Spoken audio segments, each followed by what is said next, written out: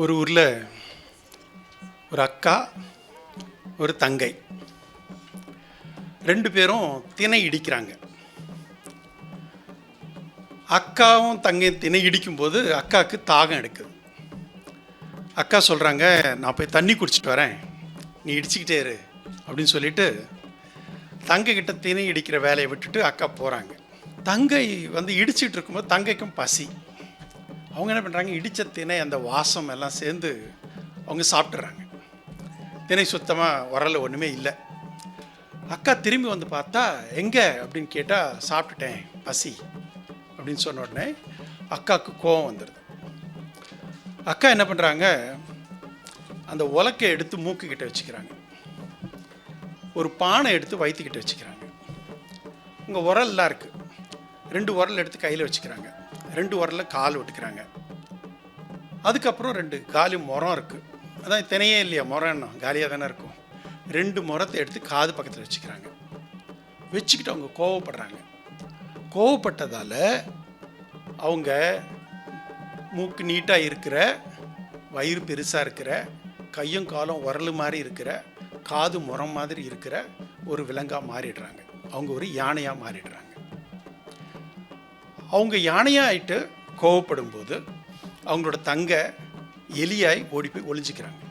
இந்த கதை இன்னைக்கு பாலகிருஷ்ண ஐயா அவர்கள் வெளியிட்ட நூல்களில் ஒரு நூல், யானையும் எலியும். இந்த கதை நமக்கு சொல்றது ஒரு கதையா அல்லது ஒரு குறிப்பிட்ட சமூகம் உலகத்தை எப்படி பார்த்தது என்கிற விஷயத்தையா?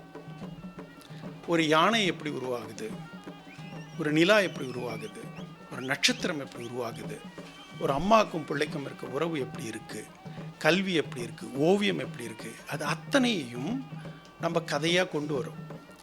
அந்த கதை என்ன ஆகுதுன்னா, இப்போ எனக்கு இது ரொம்ப it's very symbolic. I receive this book from my dear mentor. தமிழில் முன்னத்தி ஏர்னு சொல்லுவாங்க. எனக்கு அவர் தான் முன்னத்தி ஏர். அந்த முன்னத்தி ஏர்கிட்டேருந்து நான் வாங்கிக்கிட்டது ஒரு வகையில் இப்போது லக்ஷ்மி பிரியா மேடம்லாம் பண்ணுற இந்த வேலைக்கான ஒரு சிம்பிள்னு நான் நினைக்கிறேன். எப்படி இந்த காலத்தில் இருக்கும் சில கலை பொக்கிஷங்களை அடுத்த தலைமுறைக்கு கொண்டு செல்வது, அந்த வகையில் இது ரொம்ப ரொம்ப அப்ராப்ரியேட்டான, மிகவும் பொருத்தம் மிகுந்த ஒரு நிகழ்வு. இந்த நிகழ்வு உலக தாய்மொழி தினத்தில் நடக்கிறது. அதில் தொல்குடியினரின் தாய்மொழி அப்படிங்கிற ஒரு கவனம் செலுத்தி இப்படி ஒரு சிறப்பு நிகழ்வு நடக்கிறது. தாய்மொழியை பற்றி சொல்லும்போது இந்த ஆராய்ச்சி ரொம்ப முக்கியமாக, இது ஒரு அறிவியல் ஆராய்ச்சி. சில அறிவியல் ஆராய்ச்சியில் தலையில் வயர்லாம் வச்சு அனலைஸ் பண்ணுவாங்க. அப்படிப்பட்ட ஒரு ஆராய்ச்சி. இதில் என்ன பண்ணுறாங்க, சைனாவிலேருந்து 1 வயசு 2 வயசில் தத்தெடுக்கப்பட்ட பிள்ளைகள் ஃப்ரான்ஸில் வளர்கிறாங்க. அவங்களுக்கு இப்போ ஒரு 20, 25லேருந்து 30 வயசு வரைக்கும் இருக்குது. அந்த குழந்தைகள் தத்தெடுக்கப்படும் பொழுது 1 வயசு இல்லை 2 வயசு தான், அதுக்கு மேலே கிடையாது. ஸோ அவங்க 1 வயசு 2 வயசு வரைக்கும் சைனாவில் இருக்காங்க. அவங்க இப்போது ஃப்ரான்ஸில் வளர்கிறாங்க. அவங்க எல்லாருக்குமே தாயும் தந்தையும் ஃப்ரெஞ்சு மொழி பேசுபவர்கள் தான். அந்த தாய்க்கும் தந்தைக்கும் சீன மொழி தெரியாது. இதுதான் கான்டெக்ஸ்ட். இப்போ இந்த 25 வயசில் இருக்க பசங்களெல்லாம் கூட்டிகிட்டு போய் அவங்கள எம்ஆர்ஐயில் படுக்க வச்சு அவங்களுக்கு காதில் ஆடியோ போடுறாங்க. 2 ஆடியோ போடுறாங்க, 2-3 ஆடியோ போடுறாங்க. அதில் 1 ஃப்ரெஞ்சு மொழி. அது பேசினோடனே அவங்களோட மூளையில் சில கெமிக்கல் பேட்டர்ன்ஸ் இருக்குது. அது ஆமாம் எனக்கு இந்த மொழி தெரியும். அவங்ககிட்ட கேட்குறாங்க, உங்களுக்கு ஃப்ரெஞ்சு தெரியுமா? தெரியும். அடுத்தது போடுறாங்க ஆங்கில மொழி. உடனே அந்த பேட்டர்ன், அதே பேட்டர்ன். ஆங்கிலம் தெரியுமா? தெரியும். 3வது ஒரு மொழி போடுறாங்க, சீன மொழி. அதே பேட்டர்ன், மூளையில் அதே பேட்டர்ன். இந்த குழந்தைங்க, இந்த 25 வயசு ஆட்கள் கிட்ட கேட்குறாங்க, உங்களுக்கு சீன மொழி தெரியுமா? தெரியாதே. அதாவது இந்த மூளையில் இருக்கும் ஏதோ ஒரு இடத்தில் அந்த சீன மொழி, அந்த தாய்மொழி அவர்களுக்கு பரிச்சயமானதாக இருக்கிறது. 25 ஆண்டுகள் கழித்து அவங்களே கான்ஷியஸாக எனக்கு இந்த மொழி தெரியாது அப்படின்னு சொன்னாலும் அவங்க மூளை சொல்லுது எனக்கு இந்த மொழி தெரியும். அதுதான் தாய்மொழி.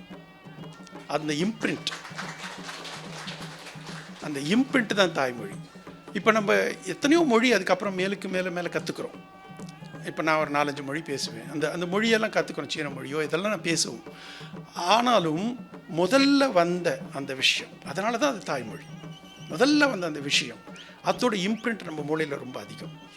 அந்த மாதிரியான ஒரு சிறப்பான ஒரு விஷயத்தில், இந்த மாதிரி ஒரு சிறப்பான நாளில் இப்படிப்பட்ட சிறப்பான மனிதர்கள், இப்போ நான் அன்விதா அபி மேடத்தையும் இப்போ தான் பார்த்தேன்.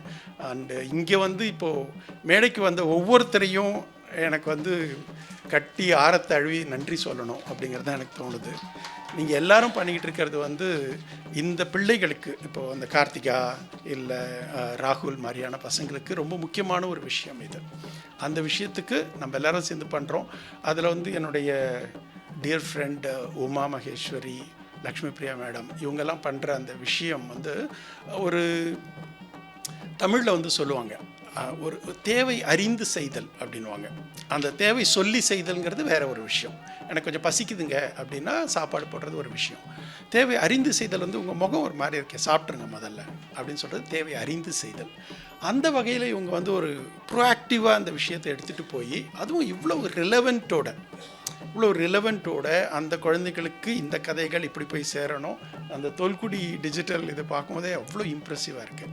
நான் இப்போ அமெரிக்காலேயோ சைனாலேயோ நான் ஒர்க் பண்ணும்போது நான் இந்த மாதிரியான சில விஷயங்கள் பார்த்துருக்கேன். இப்போ நேஷ்னல் காங்கிரஸ் லைப்ரரி இருக்குது அங்கே யூஎஸில். அங்கெல்லாம் போனீங்கன்னா அந்த மாதிரியான ஆர்கைவ்ஸ்லாம் நிறைய இருக்குது. ஃப்ளோர் ஆஃப்டர் ஃப்ளோர் இருக்கும்.